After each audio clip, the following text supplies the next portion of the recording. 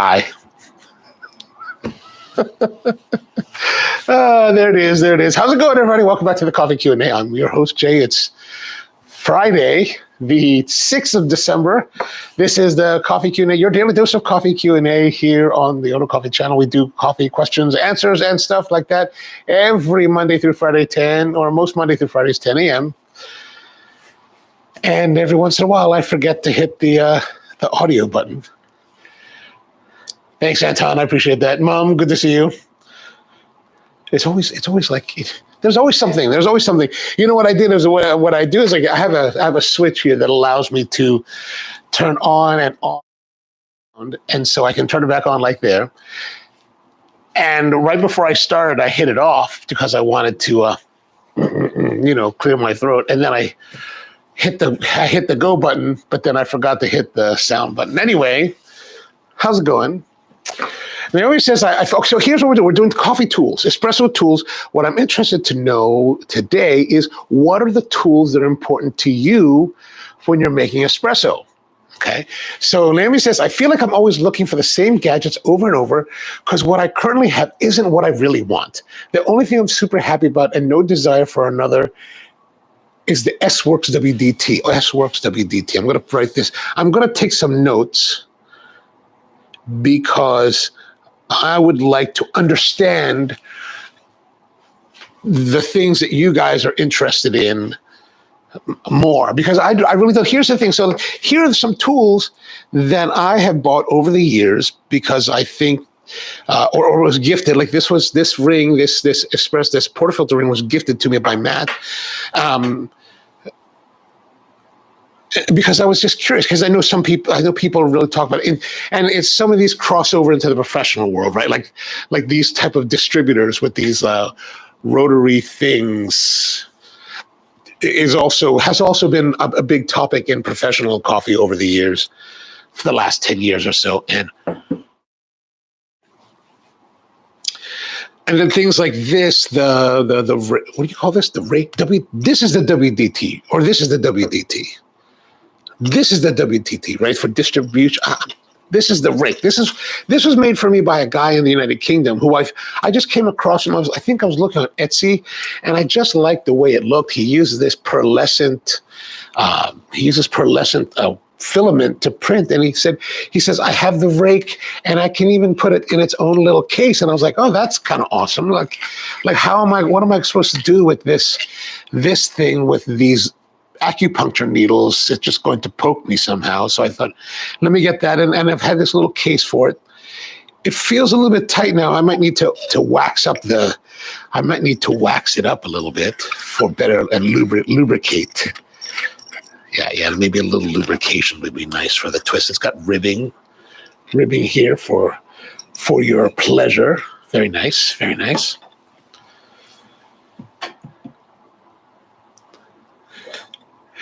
And then Anton says, since I got the shaker, I prefer it over the WDT. So the shaker, I don't know what the shaker is. Do you tell me the name of the if you can remember the name of the make or the model, I can look it up. When you say shaker, I'm thinking of the shimmy from Fellow, the one that's kind of a sifter that sifts stuff through, but I don't think that's what you're talking about. Anton says, I've heard people say that that distributor can even cause channeling, and their barista hustle auto comb, which literally make things worse. Yeah, that's not unusual. That's not.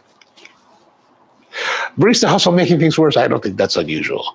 Naomi says that I enjoy a magnetic. Okay, so we have a shaker. There's some kind of shaker of some sorts.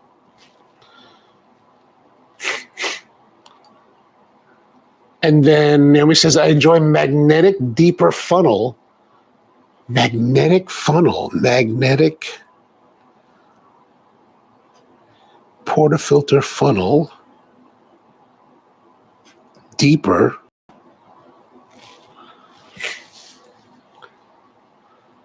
Jack Leveler. What is the Jack Leveler? Jack Leveler.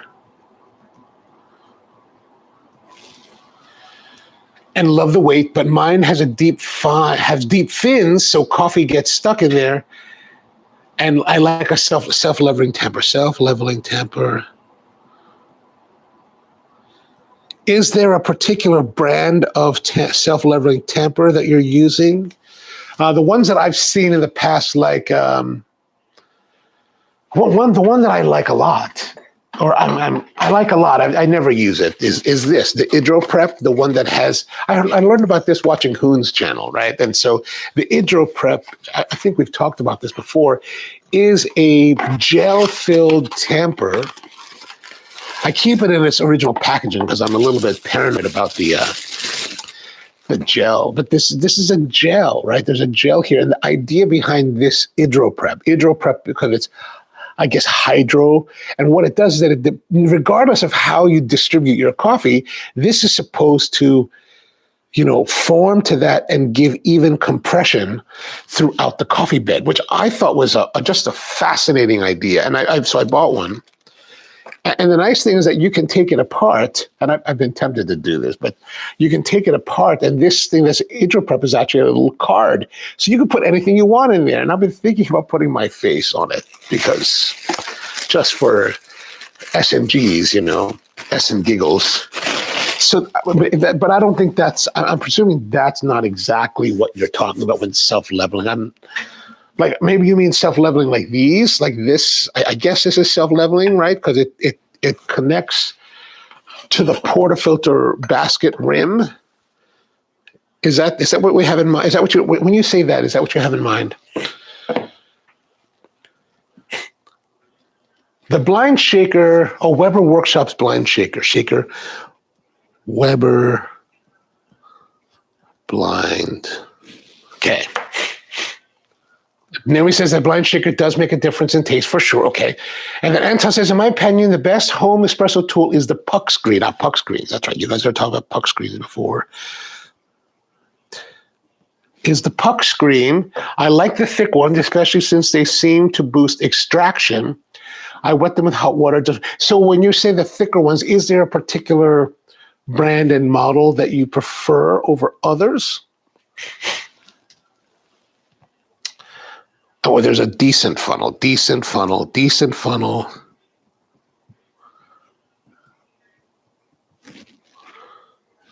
Non-magnetic. Okay. And then Cantos has a crazy tamper release lately. You got to check it out. Hawk Vibra. Okay. Hawk. With a name like Hawk Vibra and a tamper, which perhaps has this type of shape.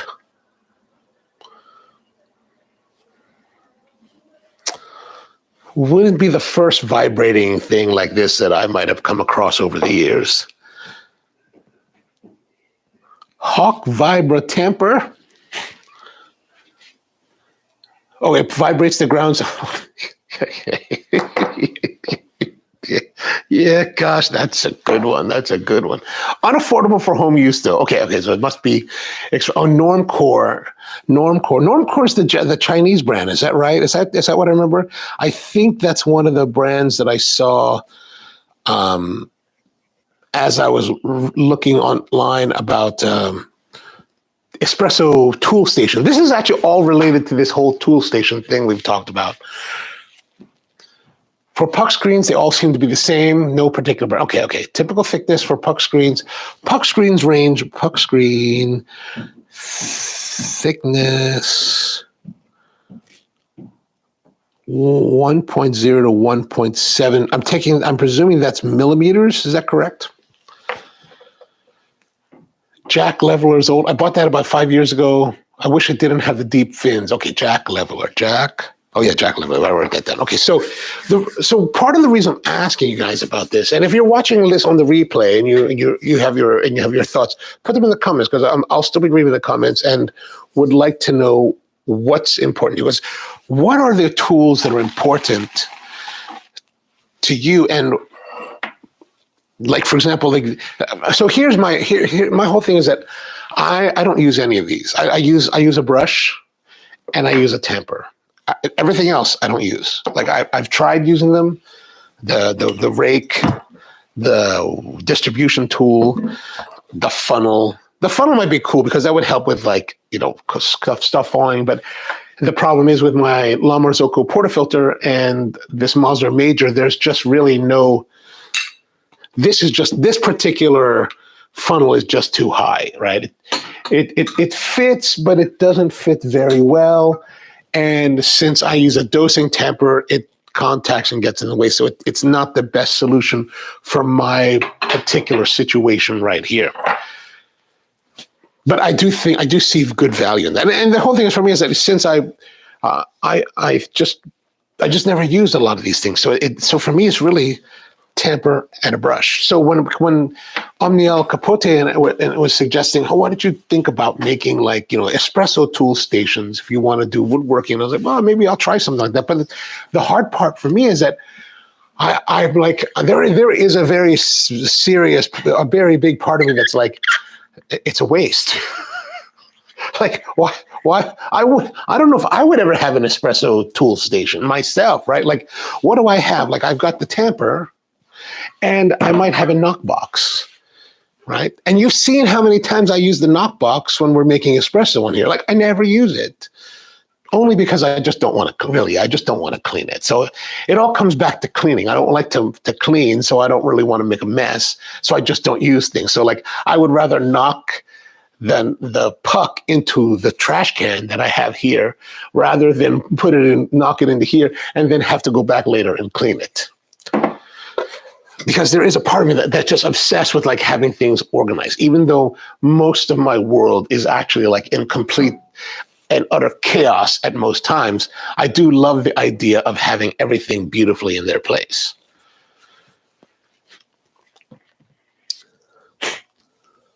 Anton says that an ultrasonic cleaner can be nice for cleaning stuff. Oh, ultrasonic cleaner. I'll put that in a separate category. Ultrasonic cleaner. Ultrasonic cleaners are very nice. Although, we talked about this before, I have never used that kind of a tool for this application. I have used them to clean like architectural pen nibs many, many years ago. But for me, I've always had it somewhat simple. Basically, I'm just taking all of our espresso tools, all of our coffee stuff, and I just hit them with OxyClean unscented, and just let that do the work for me.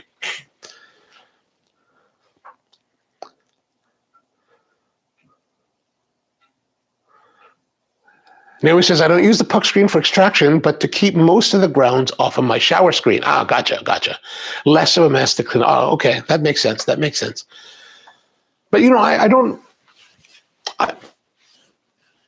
When you say and I'm just curious to know this, when you say you're cleaning that you need to clean your group head screen, are you talking about the frequency in which you must clean and do your whole like rinse cycling and detergent cleaning kind of thing, and pulling the screen out to do all of that, or are we just talking about in between shot pulling, like if some people I know like to get in there and with their towel and wipe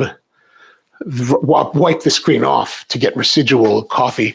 I don't do those things. I tend not to. I tend to.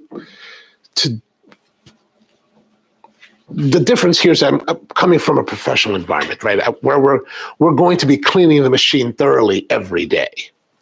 So I know that's coming. So, but for us, for daily, for like in between shots, we're just flushing the group head. Flushing the group head seems to, produce very good results without us having to. And again, when I compare what we do as in the professional side of things versus the enthusiast side of things, again, I always have to keep in mind that the criteria is very different, right? The criteria are different. We need, in the professional side of things, you need to be able to turn that group around and pull another shot almost immediately. So there's a lot of things that we'll do that would be very different. So as we talk, just bear that in mind as we discuss, because I'm not telling you that you shouldn't do any of those things or that you should do things the way that I do things, because we're talking about very different situations. Anton says, I also notice it seems like self-leveling is not so important anymore if you get the headspace right. So I start every new bean dial in with a coin test. Oh, a coin test. What kind of coin are you using? So I'm presuming that I'm going to presume that you prepare your portafilter, your basket, you tamp it, you get everything ready to go as though you're about to brew the shot. And I'm presuming you're placing the coin in on top of the bed, blocking it in, and if there's no indentation, you've got the spacing correct, or if the indentation is very light or something along that line. Is my guess on this, would that be correct of what you're saying?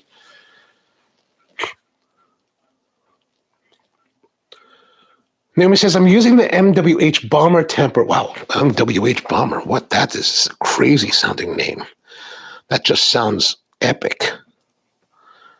MWH Bomber temper.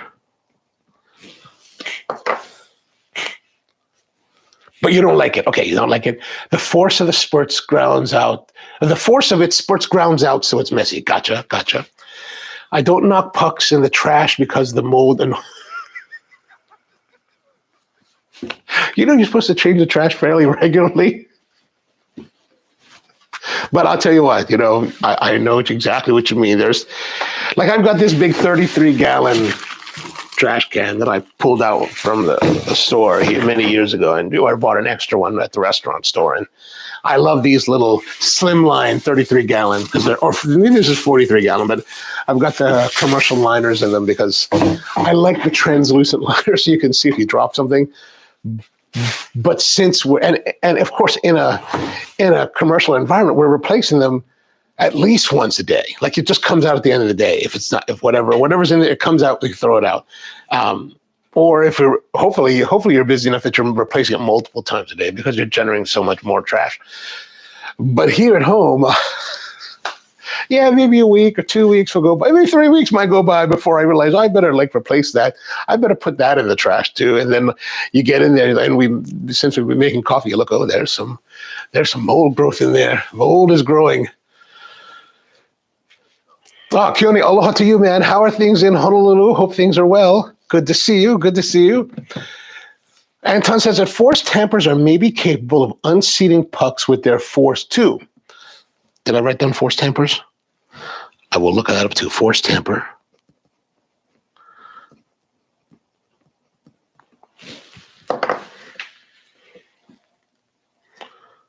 When my new machine comes, the Mora, congratulations on that, man. Congratulations on that.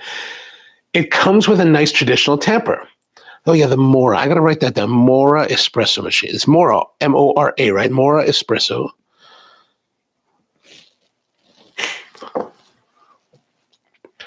Naomi says, no, it's a daily rinse and wipe off of the shower screen when I'm done. Okay. Gotcha. Understood. Anton says the Hawk Vibra is meant for professionals, by the way, supposed to prevent barista arm. Barista arm. I'm going to have to look that up too. Barista arm, quote unquote, barista.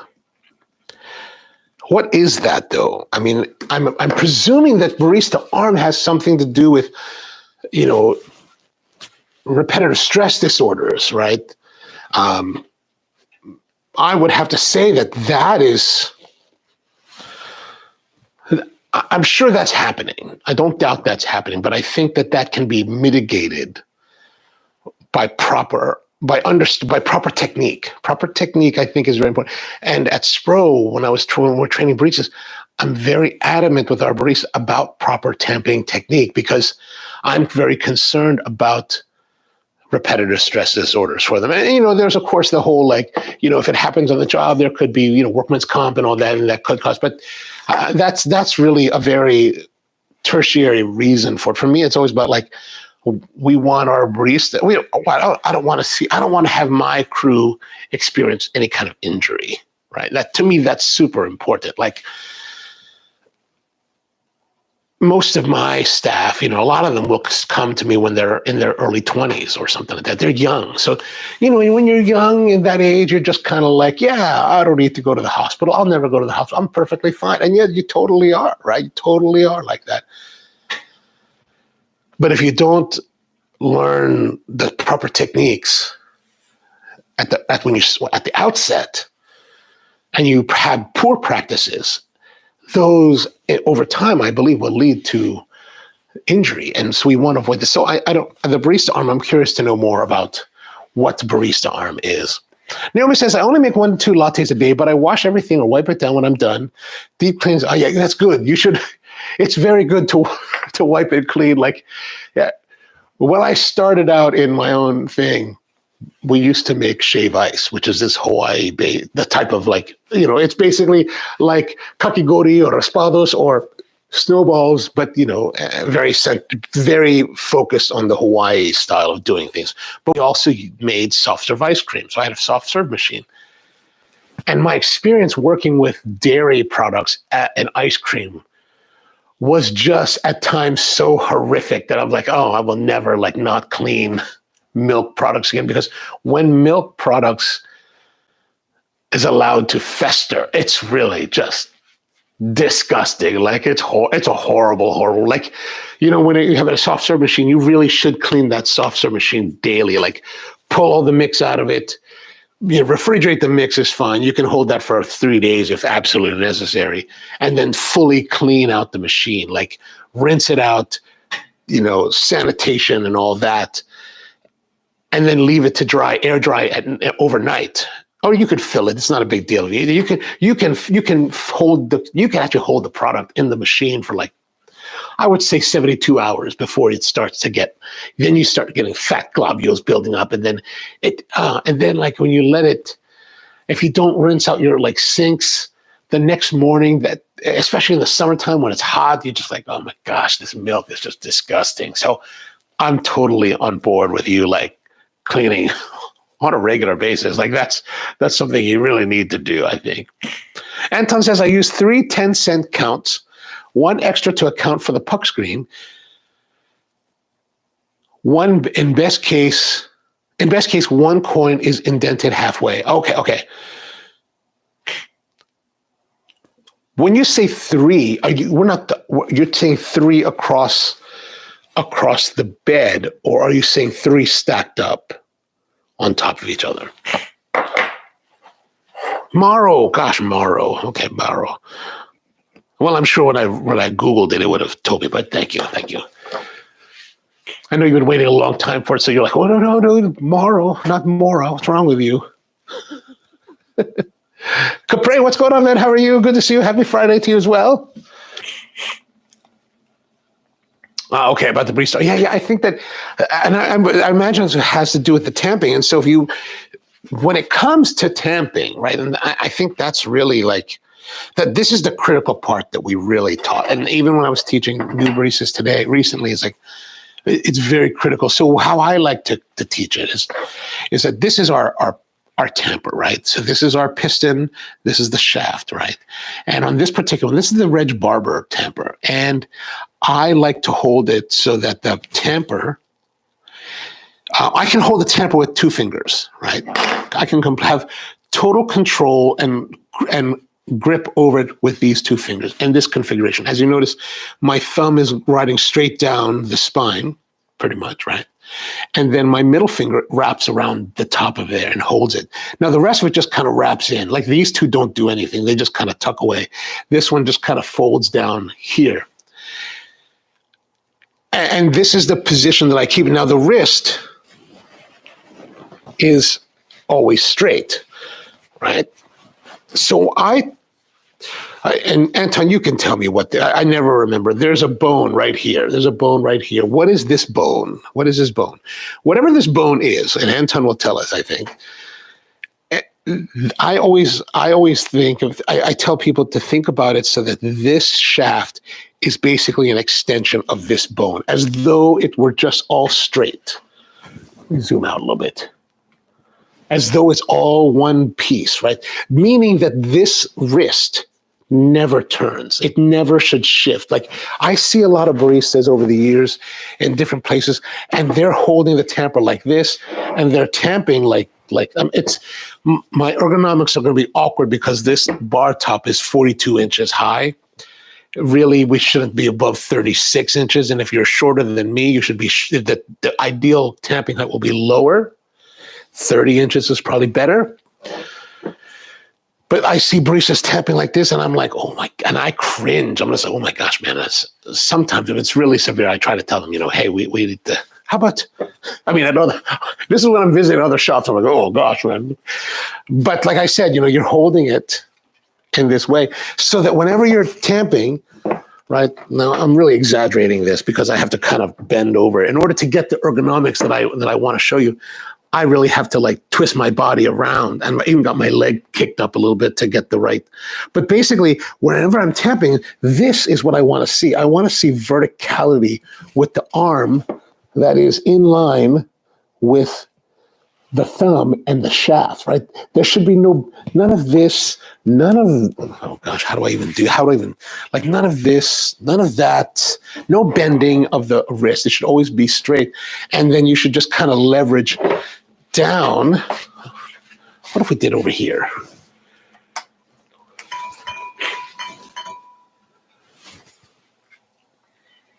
Come on, turn on. So if we come here, so like this is a little bit more at the right height, but so I would be tamping like this, right? This is kind of, or I would be able, even if I was standing like here, I would turn a little bit so that the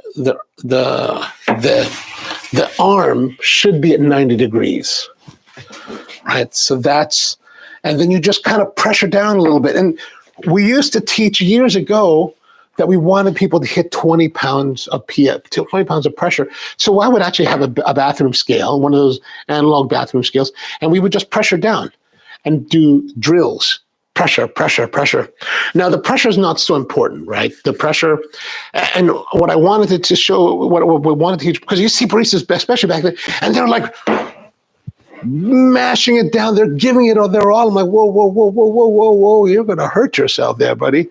So that's how I use the scale, because 20 pounds, and we use 20 pounds because we wanted to, when you watch it and you see 20 pounds is not that much leverage. You're not really mashing on it. You're just kind of leaning a little bit on, there's 20 pounds. And what we would do is that we would teach, our drills would be that they would have the tamper there, they would have to grab the tamper, pick it up, and then orient it correctly, get into the position, press down, release, or press down, pick it up, drop it, release, come back and do it again. And they would do that. Literally, I would have baristas do that hundreds of times because we wanted them to do it while we were supervising them to make sure the ergonomics were correct, because we wanted to do everything we possibly could to mitigate repetitive stress disorders or injuries, carpal tunnel, whatever you want to call it. We really wanted to make sure that we eliminated that as much as possible.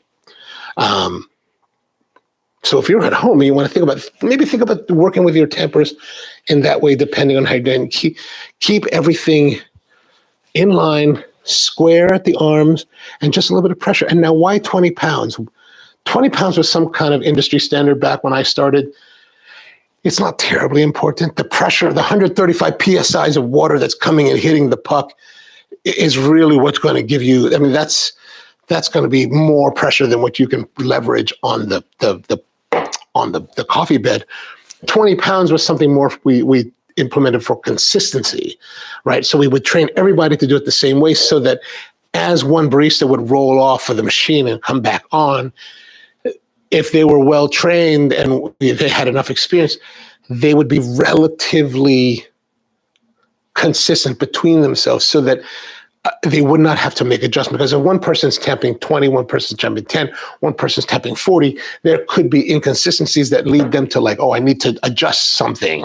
And they start adjusting the grind. And then now the grind is off. And because they don't have consistency in tamp, and then it's still off. And then another barista rolls in and they don't have the same consistency of tamp with the other guy. And it's like, it just gets to be very messy if you don't watch out for these little tiny variables, which in a home environment, when you're just making coffee for yourself, you don't have to worry about a lot of those things because it's just you, right? So you're going to be somewhat consistent, right? I still encourage you, for you at home to consider, working on these techniques for better consistency. I think by achieving better consistency of the different variables, you can save money by not having to pull more shots to dial it in. Like, as you see here, we don't really do any dialing in. We just pull the one shot to see, is it good? Maybe if I think one time in the last 6 months, we made an adjustment. So there's, it's some things to consider. 3 coins stacked up. Oh, interesting. I'm pretty sure I have some euro 10 cent or euro 10 cent pieces here. So I'm gonna have to look and see what that's like. It sounds like a lot. If I think of 3 dimes, American dimes, that seems like that's a lot of space. So you want to have that much space? That's interesting, because in my world, since we're using double shot portafilters, right? This particular basket is the VST basket. I'm sure there are newer technologies that are out there. This is what I've had for a long time. And we ran all VST baskets throughout the company, and I just haven't really paid attention to what's new. But this one, double shot basket, we're actually putting 21 grams of coffee in here typically. So what that means is that our coffee bed really butts up against the shower head, right? I want it to be a little bit tight as it goes in. And so, because we were trying to pack as much coffee in to get, and then when the water hits it, the expansion that happens by the coffee hydrating really doesn't have too far to go. It just kind of, and then it hits the screen, and then everything just has to flow through. Now, it's 21 grams. So most people I know that I understand in the enthusiast world is 18 grams. So that's an extra 3 grams. So you're going to lose some yield if you were to go to that quantity. Not that I recommend necessarily to do that. If you're getting great results, then that cannot be argued with. Capri says that, any thoughts on auto tamping in machines? I mean, auto tamping, you mean are we talking about things like the puck press, where you take your portafilter, you grind coffee into it, and you do your distribution, and then you put it into that machine, it goes, and then it tamps it? Or is that what we're talking about? Is it auto tamping? Yeah. In the case of the puck press, I haven't had much experience with it. I think that it looks like it works really well. I've used it a couple times just to play around with it while seeing it at a demo. And I've thought at some point that, I would probably implement that in a commercial and in a production environment, because depending on the situation, if you have, let's say you get the Malkonig E65S, or if you really want to, the E80S, which are commercial grade espresso grinders. You can program it to dose by weight. So let's say you want to dose 19.5, 19.7 grams. You can program it to dose by weight. So you put the portafilter in, let it go, and it's fast, man, 19 grams, 3 seconds or 2 seconds. You're like, holy crap, that's amazing. I think 3 seconds for the 65, 2 seconds for the 80. I think that's how fast they are. But they're also $2,700 and $3,800 respectively. So quite a significant investment. That's probably doesn't make too much sense unless you've got a lot of great money to go around. But you can do that, and it'll dose your coffee, and then maybe you could do some distribution, and then you put it in the puck press, and then you go to the machine. Those, if you were to produce it, you could produce that in a production environment. That theoretically saves so much in training. You don't really have to do too much in training. You just kind of teach the new hire, put it here, put it there, and put it in and rock and roll. And if you get the newer Lamborghini machines that have that like lock-in slider, and so instead of having to lock it in and twist, you just stick it in, and there's this whole device that kind of goes down and locks it, and then you pull the shot and you hit and you program it so it dispenses so much water volume, or if you have the scale, it dispenses it by weight and then stops. You can make espresso making pretty brainless and pretty brain dead for most people. I hope that's what you're talking about. Naomi says, another thing I use is always is a scale. Another thing I use always is a scale. Here's where I have many, because it's just not what I want. I don't want to buy an Akaya, but also at this point, I probably could. That's one of the things. I mean, if you really like the Akaya, then buy the Akaya. I would have to say, though, that this fellow has been quite surprising. And what I said, $185, is that right? This thing has been quite surprising. And it's got a good base. So if I wanted to take this portafilter, I could sit it there. So let's see here. Let's see. We're going to take this. Let's get out of that. Get out of that. Wait. Okay, that's irritating me finally. Okay, we're going to grams. So we just take the grams and you put it there, tear it out.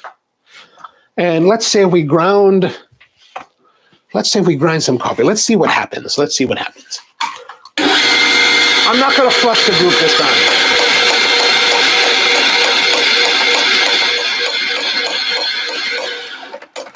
I told you my target weight is typically 21 grams, right? Can you see that? Am I in the, yeah, there we go. Oh, it's going to fall over. Oh, well, my target is 21 grams. So, oops.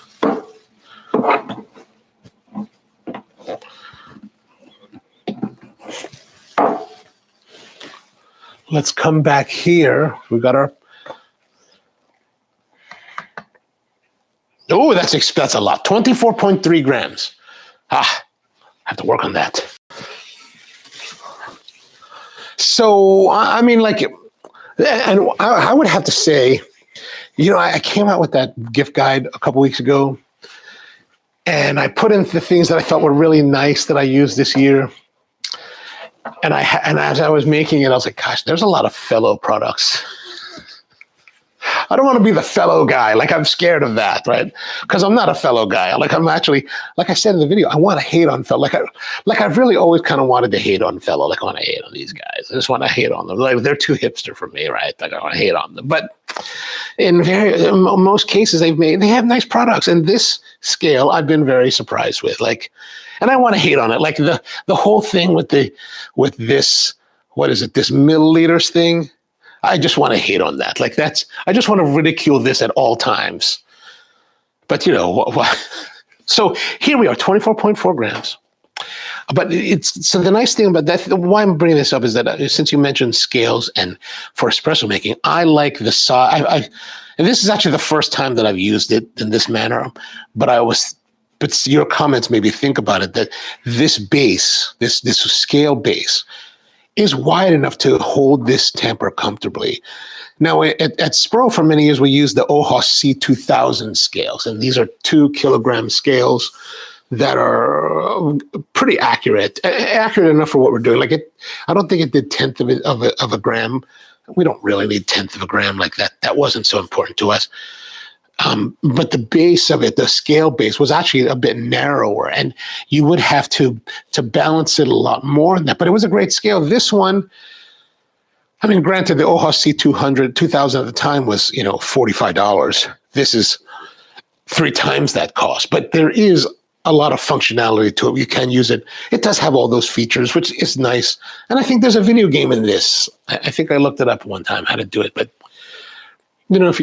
this could be the one to consider to buy, and you can use it for both, home brew, pour brewing and espresso, if you want to weigh your shots like this.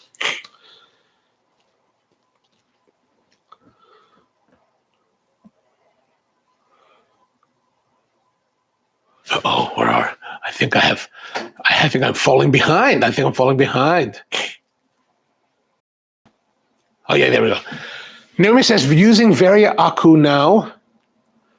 Oh, that's a scale, right? Varia Aku, and it doesn't fit well on my machine. When you say it doesn't fit well on your machine, are we talking about on the drip tray? Is that what you're saying? Like, or those one of those small scales? And you're talking about. See, I don't weigh my shots, so I never think about that. So if you're talking about a weighing thing, I get, okay, gotcha. Totally have been babbling on about stuff that is not related. Anton says you want to optimize the space so it barely doesn't touch the shower screen when dry. Okay, the puck is supposed to need some space to expand.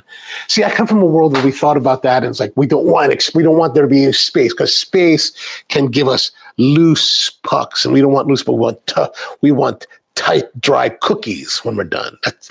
That's where this thinking comes from.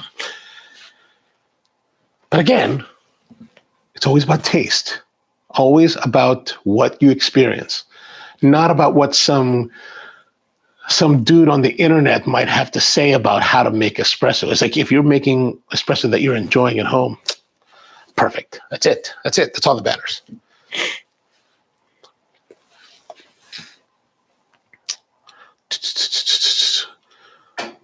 Keone says that the only thing that I use is a puck screen necessary for a Flare 50. It comes with one, doesn't it? I think Matt's came with a Flare 50. I think Matt's Flare 58 came with a screen. The RDD tool, RDT. Is that different than WDT, RDT, or were you just saying that? I'm making notes so that I can educate myself. And tamper along with a scale. My grinder came with a dosing funnel, which allows for direct to portafilter dose. Okay, cool. Anton says I got a 16-gram IMS basket. Oh, interesting, 16-gram IMS.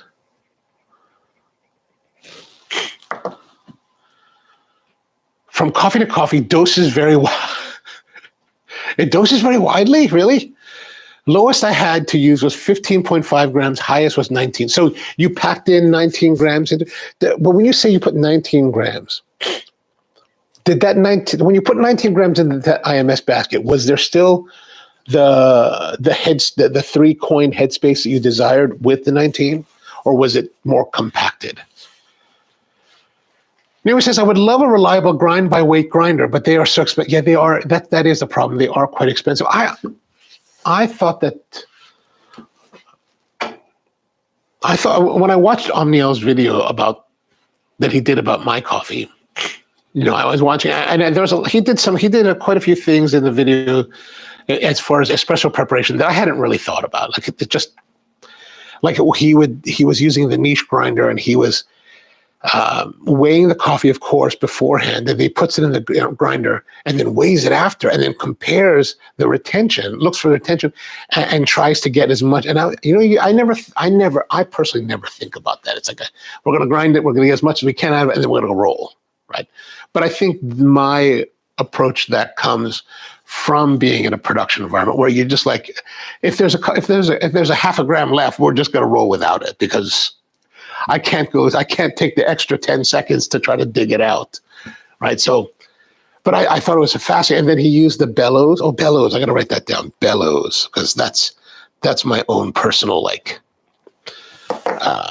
I was like, oh, that's kind of cool. It's like, I saw that. I was like, well, maybe I should order one of those. I don't know how I would use it. I don't really have grinders. I don't use grinders in that way typically. So, but it looked pretty cool.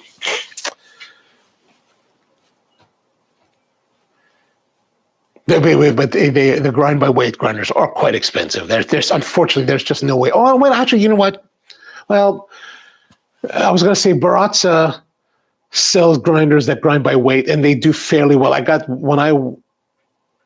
It's been a long time. When I won the U.S. AeroPress Championship in 2012, one of the prizes was the Vario Baratza, which we used in the shop for single origin coffees for years until we just broke it. I mean, we're pounding on this grinder on a daily basis. It just wasn't. It's not designed for that. It's really a home grinder. But I thought, oh, let's use it.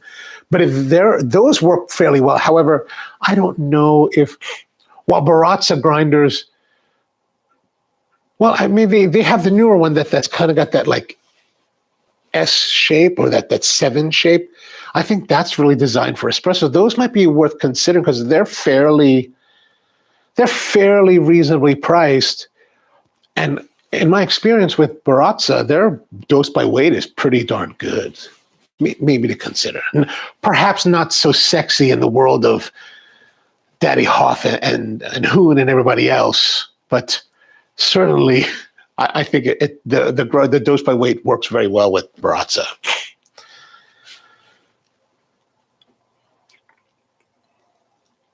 Keone says, I also have a tamping mat just to keep things clean and a knockbox. Oh yeah, how many of you guys use knockboxes? Tamping mat, knockbox.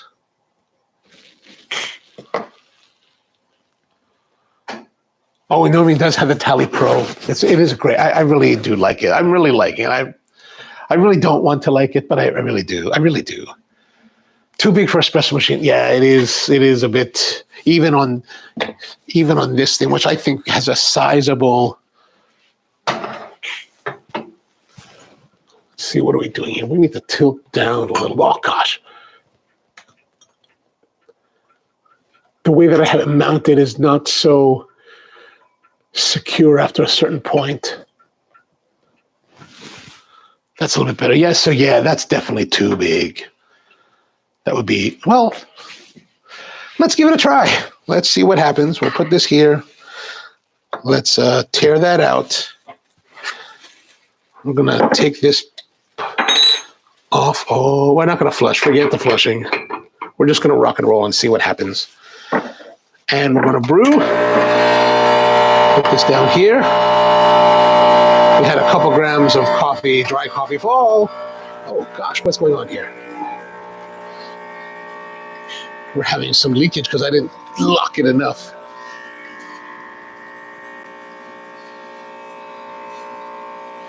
Yeah, perhaps this is not the greatest way to go.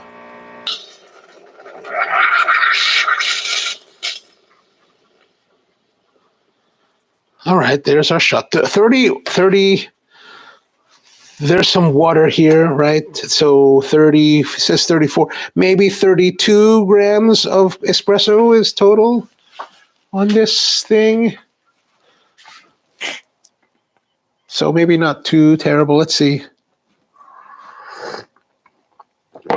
Oh, okay, that's not too good. Yeah, definitely there's a lot of well, not channeling, but the run over, because I didn't lock the portafilter as much as I could have, has not been a positive thing. And oh, here, look at this. I just noticed there is a, whoops. Oh, let's go to this other camera. I just noticed in the light, there's a little bit of deformity. See this deformity? I don't know exactly what that is, but this is, I think, what we're talking about, Anton. Like, this is why I always like to put more. I think we're going to find that this is a little bit of a doming. Ah, yes. There's a little bit of doming happening here. Like I can press down and it moves. Very slight, maybe like 0.5 millimeter.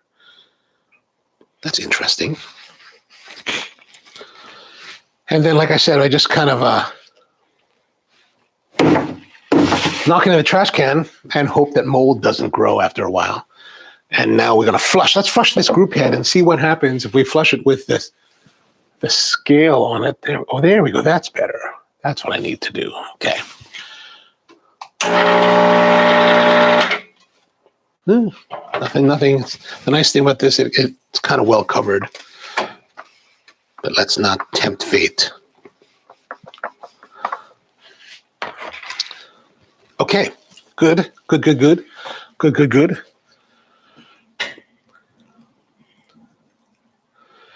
Anton says, I have the legendary 20-euro drug dealer skill. And I don't feel like I need to upgrade. You should never upgrade from drug dealer scales. Like the OHOS, like I have one of those OHOS triple beam balance scales that my friend's wife, after he passed away, Dara was like, hey, you want to I'm selling some stuff. Are you interested? I was like, sure, what do you have? And she's like, I'm selling this triple beam balance that my husband used to use for weighing marijuana. So it really was a drug dealer scale. I was like, oh, okay, excellent. It's like, it's got legit vibes going on, legit vibes. Naomi says, I have a small scale, but when I put my latte cup on the scale, you can't see them. Oh yeah, that's irritating. I don't know too much about that. I mean, I know that Akaya makes that small one, but that's like, wasn't that like $350? Which just seems like craziness to me. $350 for that thing. Suppose I think it ties in Bluetooth wise to some of the machines. That's kind of what I think I heard that somewhere. But I don't know. I can't. Even I would be like, oh my gosh, that's a lot of money. Ross droplet technique. RDT, spritz of water on the beans. Oh, gotcha. Oh yeah, that's right. You guys put the spritz of water. Ross droplet. Water spritz. So what kind? So you guys have a little water bottle around, sitting around. Is that right? And Anton says, yes, correct with the coin test. So really crazy how different the density from beans is. Oh, yes, okay. And the tool I use is sprays a mist rather than the normal spray. Okay. Oh, Keone says that. Okay, gotcha. Anton says, I don't use the RDT anymore. RDT, this is the RDT, right? This is the RDT. This is the RDT. This is the WDT. Is that correct? Am I getting this correct? Rake and wide. I don't know. Sorry. My hopper gets too dirty too quickly with it, and I don't want deterioration on my burrs. Since we've been doing this for a few years, slowly some people are starting to report issues.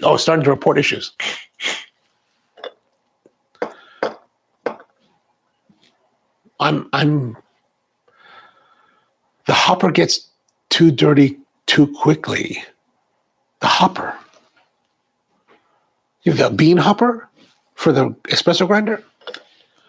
I'm just curious, like I thought these tools, RDT, WDT, if that's what these are really called, I thought they're used post grinder. Enlighten me. I'm not quite following along.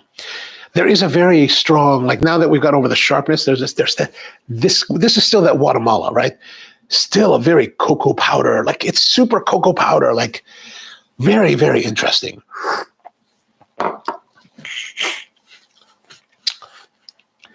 Naomi, the set 270W, that's the one. It weighs. My first grinder purchase, but the sound was so high pitched and gave it. Oh, so high pitch, it gave me a headache, so I returned. Oh, yeah, okay, that's no good. That's no good. Anton says, I use a knockbox so the coffee can dry on air. No mold. Okay. I also put my used V60 filters in there until they're dirty enough, until they're dry enough. Oh, gotcha. Okay. I never thought about that. That's a good idea. And everyone says, I would use a knockbox, but I have a garbage can nearby. So yeah, me too. It's just, I just restored this one, right? This is the one we had at Spro in Hamden. It was made for me by Reg Barber. This is also been made by Reg Barber, right? And it had been, it had been tattered and torn. There was actually a base, like an actual panel here. You can kind of see where I didn't dig it out with it. I just left it. I just, got rid of it all. And I have some of the soiling from the coffee. One of my friends, he was like, dude, you shouldn't, because I was going to fully restore it, like totally strip it down. And he was like, no, you should leave some of that patina, that wear on it, because it's part of that history. And I was like, all right, I'll do that. So we just kind of like light sanded, and I put this wood filler in here to pop the logo. And then just recoated it with Osmopolix oil. So, but it's kind of nice. I think it's made. Oh, maybe not. I was going to say these tampers are made with bobingo wood. At least this model was. And I was going to say, maybe it's also Bubinga. Maybe. I mean, he probably would have a lot of Bubinga lying around his shop, so that would make sense. Naomi says, what caused the doming of the puck? That's I have found that when the portafilter or the basket is not as compacted with coffee, there can be that rising of the dome. That's not something I normally see. Normally what happens when we don't put enough coffee, and this one we put 24 grams of coffee, which is a lot. That's more, 3.8 grams more than my normal target weight.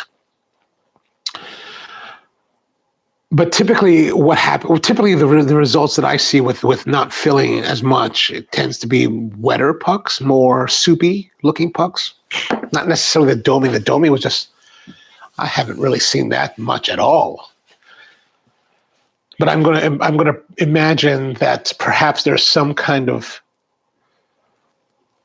water rise that happened during. It doesn't make sense necessarily. It's probably something that happened at the very end after we depressurized the basket, because 135 psi's of water is just slamming through the coffee. That's not going to cause a doming effect. I think the doming must have been some kind of reaction, maybe some kind of vacuum reaction inside the basket that happens after we stop the brew. But I'm just totally guessing on that now. Anton says, no, the RDT is the spray. The RDT is the spray. RDT is the spray. RDT is spray. Okay, we need to make notes to remember these things.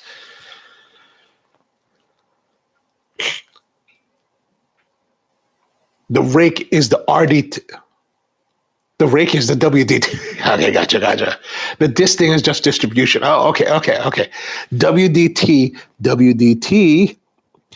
is the rake. Okay, gotcha. Spritzing of the beans reduces static, but it also introduces water to the burrs. So some people prefer not to RDT. Okay. I mean, I can see the benefit of adding the spray. I've never really done it. I mean, in our setup here with this Mazur Major, right? It's not really conducive. It's not really conducive to that kind of approach, right? Because you've got all the beans here, but I can see how that will reduce. What I would be concerned about is that, and I've seen people do it online, where you take the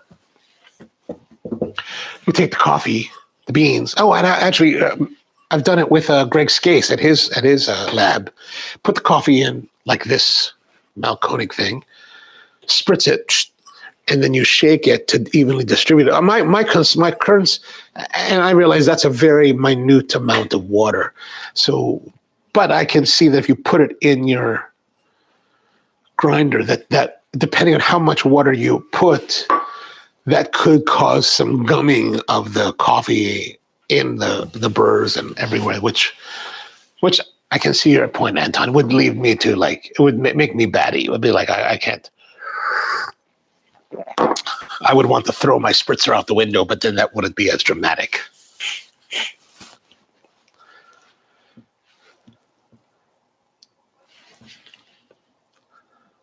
Oh, Naomi loves the patina. Thank you. I'm glad you like it. RDT is water, grind beans, WT rake, round one, distributor tool, then temp. This is the order. Okay, gotcha. So spritz, grind, rake or dose, rake, voot. Oh yeah, so when you're doing this, right? Like you're doing this distribution thing. How many times are you turning? I've seen baristas spin it as though it was a top.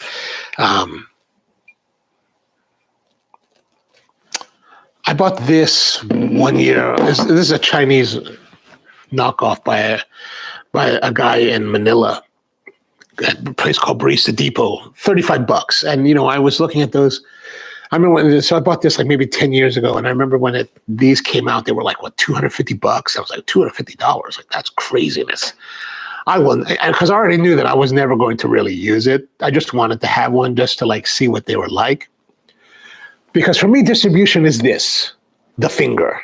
I can give my coffee the finger and get great distribution with no channeling. 99.5% of the time. This just kind of adds more complexity to what I'm doing. Like I have to find it, get it out there, do this. To me, I can just be done.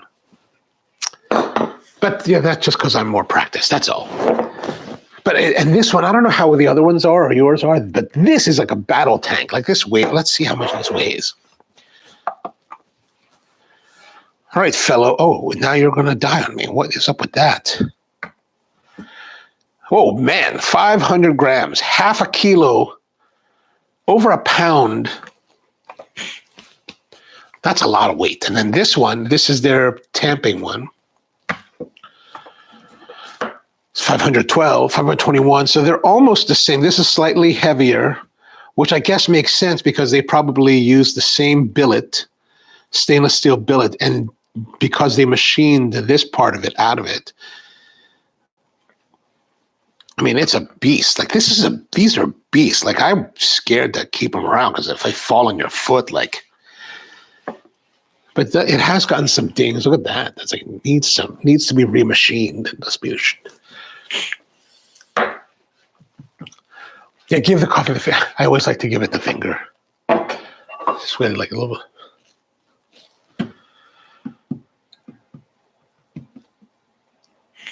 Anton says, through distributor equals suspected to be bad. I remember when I got my Flare Neo Flex. Oh, I remember when I got my Flare Neo Flex when I started out. Every time I used distributor, I got crazy channeling. Seems like other people, oh, okay. And I don't know why you need those things. Like, I get it. Like, you know, you want to play around with new gadgets and people want to come out with new products to see if they can make the espresso making experience better. But, I don't know why. I don't know.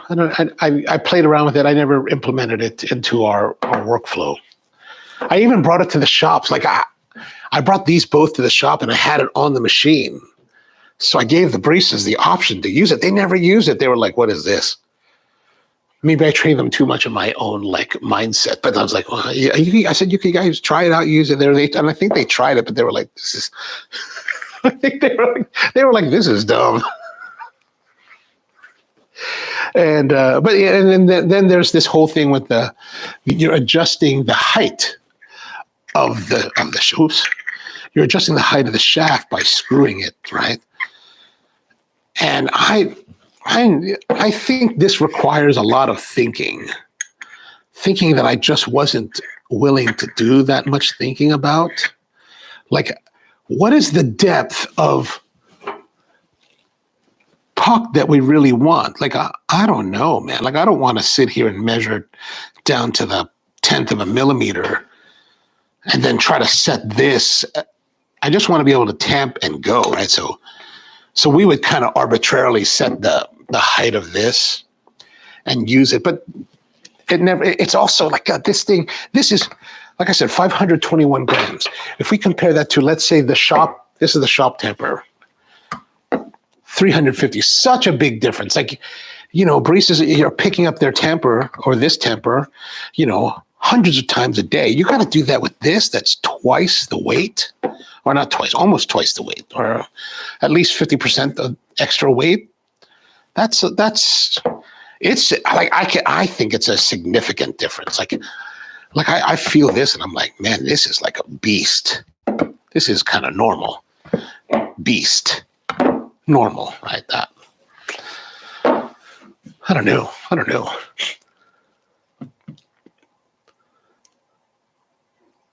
Anyways, with the shaker, okay, moving along. With the shaker, you can cut down to just one tool. No more dosing ring, no more WDT, no more distributor. Oh, okay. And yours is like my jack leveler. Oh, heavy, but your fins aren't as defined as. Oh, I see. Oh, so the jack leveler is this. Ah, yeah. Like these have very, very like. That's one thing I was kind of surprised. These are very shallow in the fins. I guess you're supposed to spin it this way so that it gets. Like when I looked at the ones from St. Anthony, they're like a wedge, right? Which is very much sharper than these. And I was like, well, And of course, there's like $250. I was like, $250. Good Lord. I think when I bought this one, I think back in 20 years ago, this is like $70, $50. I think now they're like $85. Maybe they're $125. I think they're worth it. Like these Reg Barber ones, simple, elegant. I use these. This is it. I'll go anywhere with this tamper and make coffee. I don't need to bring any of this other stuff. It's cute. It's nice. It's fun. The barista at 1-1 also used the finger technique, which I thought was interesting, as many coffee shops now use distributors. Oh, really? See, I think that since you brought that up, Keone, and you've been to 1-1. So Keone's talking about a place called 1-1 Coffee in Bangkok, Thailand, which is a place that I went to last summer because somebody along my journey there recommended to check it out. Or maybe I came across it I forgot how I decided to go there, but I decided to go there. They have their own compound. They're in a house. It's very interesting, their setup. And as I walked in, I realized that the owner is someone that I've known for years, a guy named Don Chan, the champion of Hong Kong. And so Don's girlfriend, fiance, wife, I don't know what it is, but she's from Bangkok. And so he lives there now. And I was like, oh, this is awesome. And so really great place to go. But Don is also kind of an older school barista. Like he's been in the game for quite a while. So he learned a lot of techniques, probably similar to what I learned, and I think that in the older school of specialty or third wave, we all came up using just these basic tools. So we had to learn how to make everything that way. I think the newer generation of baristas that have exposure more to these tools and perhaps a lot more exposure to being influenced by YouTubers, coffee YouTubers, think that they need to adopt these in a production environment. But I think that, honestly, I think adding these is much slower. Even just this is slower than learning how to do your distribution with your finger. Because you get the feel for it, and you get to understand the coffee, where this, you're a bit more isolated from what's going on. Right, like especially when you've got something that's 500 grams, I can't feel that. I don't feel that. But if I'm this portafilter that actually came with this machine is super sharp on the wings, and the way that I do it, I just kind of rub everything over across it. So, but I like to just work it, and you can with pride. It takes practice to get speed and efficiency from doing things, but I think that if you practice it, it comes, and then it becomes second nature, and then you're not really having to work. I can imagine some of these newer generation of baristas that are using these kind of tools will feel a little bit lost without them, which I think is a disadvantage especially on a professional level, because then they're like, I need to have the right tools. You don't need to have the right tools. I can even use that old cheap crappy plastic tamper that came with the La Marzocco machines years ago to make coffee, because you just got to learn how it all used to work, right?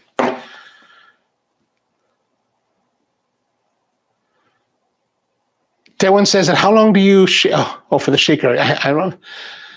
The heavy one, Naomi says the heavy ones are meant to level and temp, but I never felt it temp them. Yeah, I don't. I mean, I can see that if you compress it down to the guard, right, that it should have tamped. And I mean, 500 grams is, a significant amount of weight on it, but there is going to be natural resistance that will hold it back. I mean, I don't know physics that well. I'm babbling on about things that I don't even know, but I don't know. I think that there's I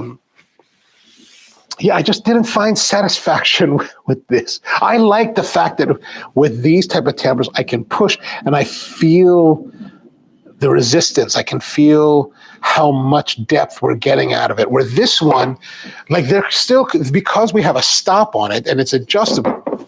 Like let's say I have it adjusted. I think that maybe that's the right position, right? And lock it down. And I put the coffee in and I distribute, and then I do the whole thing with it.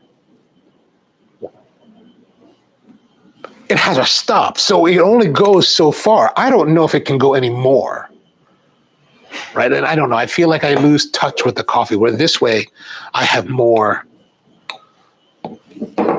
contact, more. I like to touch things, Anton says that one around 7 seconds. Oh, okay. I'm still unsure about the shaking technique, to be honest. I know you're not supposed to shake hard so grounds don't clump up on the lid. Oh, okay. Oh, for after you add the water, is that right? The shaking part. Anton says Don also has some modern tricks up his sleeve. He got tools like grind size and roast degree analyzers. Oh, I don't doubt it. That guy's kind of technical. Like when I was there, he was like wanted to make me coffee, and I was like, just make me whatever. He's like, no, I make you some special coffee, and he went out and he got his Ikawa roaster, and he went outside and he roasted the coffee fresh. I was like, oh, okay, right on, dude.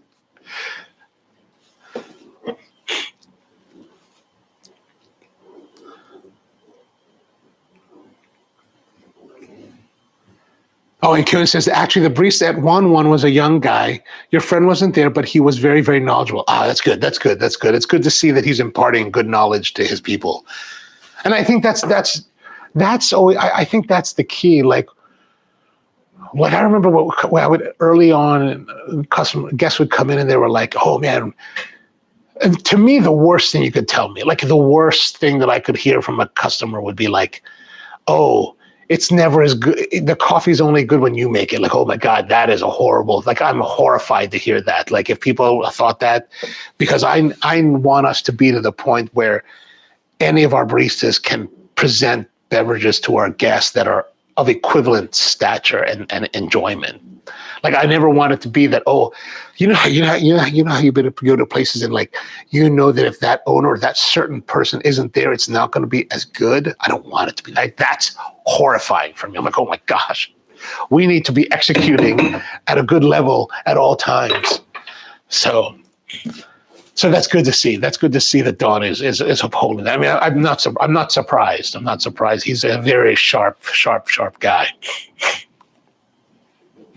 Naomi says, for home use, we are predominantly single dosers and have the time to utilize. Yeah. And that's the whole thing. It's like that myself, and this is really more about me rather than about all of you. It's more about me, since I come from this narrow world of professional coffee, I kind of see things with those glasses on, and it's like, this is all, to me, this is all silliness. This is all, what is this? What is this? It's rubbish. What are you doing this? Why do you need this? You don't need it. But you know what? I forget that we did not deploy this because it adds time. But when you have the time, you can take all the time you want to make the coffee exactly the way you want. And that's really the key, right? That's really the whole game, is to make coffee that you enjoy and enjoying the process of making that coffee, right? If you're not enjoying the process, then why? Like my baristas, when they're learning how to make coffee, I'm sure there's definitely times when they're not enjoying it. Like I can be a total bear on them. Like quite literally, they will sit there and they will take this grinder, they will dose coffee, they'll grind it, dose it, distribute it, tamp it, weigh it, and it has to read 21 grams. And they do this drill hundreds of times. And I mean, really, they're sitting there hours doing this. And then when finally it comes to the time to pass them from that segment of training to the next level. And we've already spent, and with this exercise, we've already spent all this time doing all the tamping drills, all the how to properly grip and the ergonomics of your tamper. And I know, I'm sure they go home and they're like, this fucking guy, right? But at the end of the day, hopefully we produce really great baristas that are very consistent and have the skills to make really high quality drinks. And I think that our baristas tend to find enjoyment later when they're producing high quality beverages. And the response from guests is very positive. I'd like to believe that's the case. But certainly, I'm sure they're not enjoying the process of learning those steps. And I think, and I think that's also something to consider. Like for the home enthusiast, you have to enjoy the process. If you're not enjoying the process, then there's other things you could be doing than that. Anton says, that reminds me, I have another home espresso tool, very unconventional, the dental oscillating plate. The dental, for mixing, to vibrate my espresso. Yes. Also, yeah, little vibratory, everything's vibratory today. What is going on here?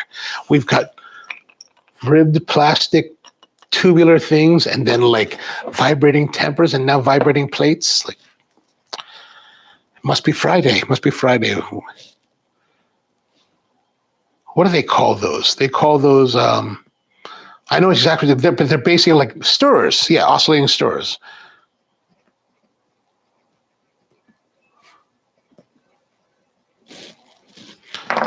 That's a good idea. I like that.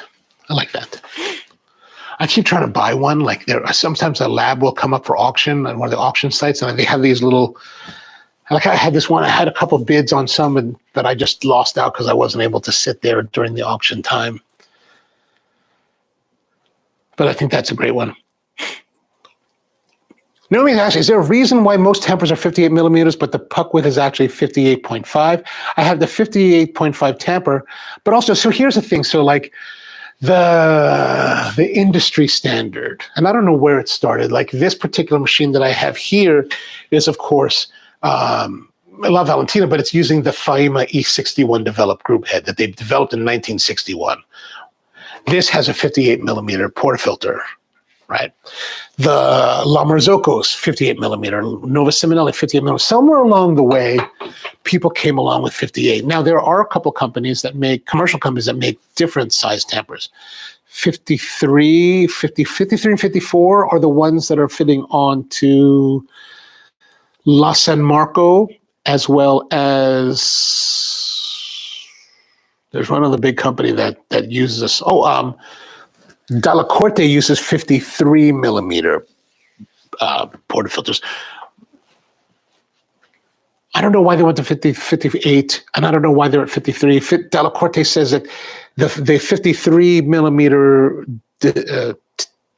portafilters are deeper, so you still get the same amount, but the deeper is somehow better. Everybody says their way is better. And they'll go through all kinds of scientific reasons for it. Again, now that I'm so far into it, those are kind of secondary reasons for me. It's like, does it taste good? Can we make nice coffee out of it? It's fine. I've been making coffee not too long ago on a Freshino machine, made in the United Kingdom from just off-the-shelf parts, very basic machine, one that I would never have considered using in my past. Matt has them for his operations, and I'm like, this actually makes pretty decent espresso. We can make nice espresso in this thing. So you can make nice espresso on pretty much anything once you understand how to make espresso. It may take some tweaking, but you can do it, right? You'll hear a lot of baristas moan about using other machines, or, that machine sucks, or this machine sucks. No, they don't suck. It's just that you suck. Comparatively, they may suck to like the highest end Kees van der Westen or La Marzocco or Black Eagle. But if you can't figure out how to make great coffee on a inferior machine, then it's you, the barista, who is inferior.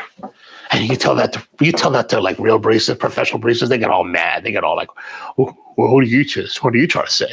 Yeah, I'm trying to say you suck. How about that?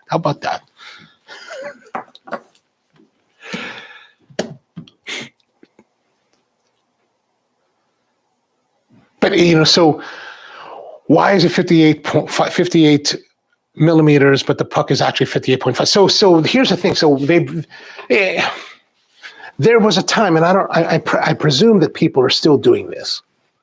There was a time that you could order from the tamper manufacturers different 58 millimeter sizes, right? You got 58.1, 58.9, whatever you want in between.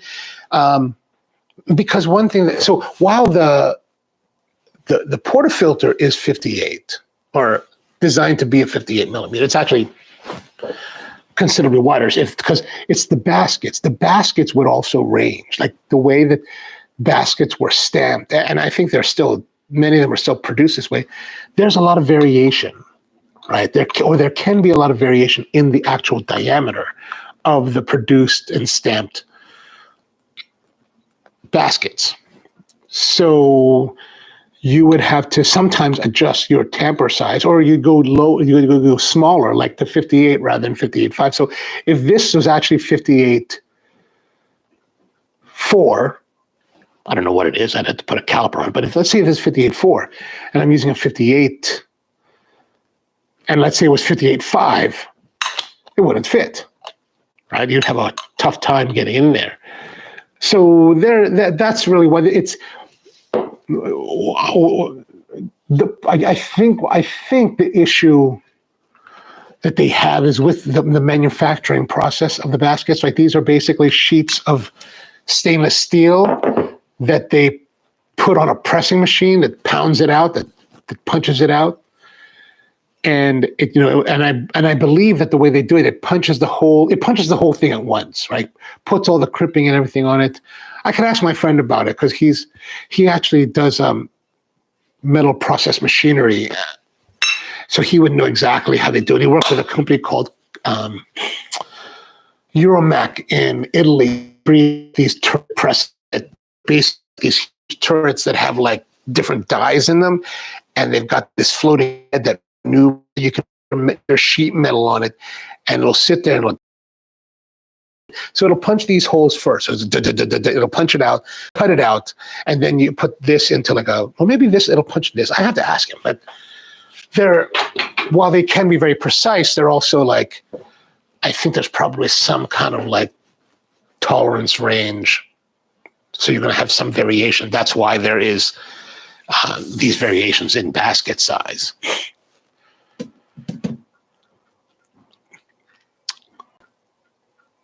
Oh, and Anton says, so you don't create a vacuum and have some room. That could be it too. That could be it too if it's really tight. When you're trying to push things in and pull things out that are really tight and the hole is really tight, it's not as enjoyable.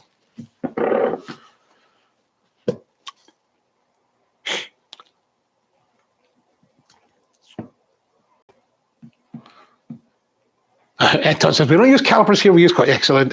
That's really the best way to go. And the baskets are 58, so so that's really, I think, that the reason that Oh, buffering, there's buffering, sorry, probably my connection here. All right, oh gosh, I've been talking too long, it's already 11:30. All right, I guess that's going to be it. So what I'm going to lead up with, I'm going to look into this. I'd like to ask your thoughts also to think about this, is that if there are all these espresso tool stations, if you were to have one, or if you were to conceive of one, like what are the important tools you'd want to have there? And how much space do you think it should take up? Like part of me, I don't like to give up table space. So I'm like, I don't know. So I'm just some thoughts. So for the weekend. All right, I'm going to run now because I need to go and get some stuff done. So I hope you have a wonderful weekend. Hope it's a great one, and be back again on Monday, 10 a.m. as always. So hope you have a great one, and see you next time.